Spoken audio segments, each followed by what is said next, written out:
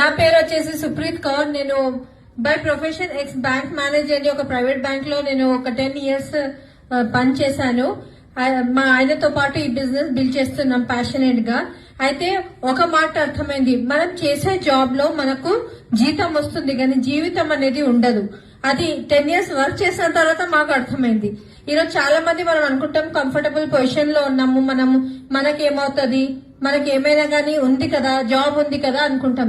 కానీ మనము పని చేయలేని పరిస్థితుల్లో మన ఇంట్లో ఇన్కమ్ వస్తుందా అది ఆలోచించుకోవాలి. రైట్? అయితే మీకు ఎవరైతే ఈ ఆపర్చునిటీ ఇచ్చిండ్రో వాళ్ళు మన కోసం అంత కష్టపడి మన ఇంటికి వచ్చి వాళ్ళు చెప్పారు.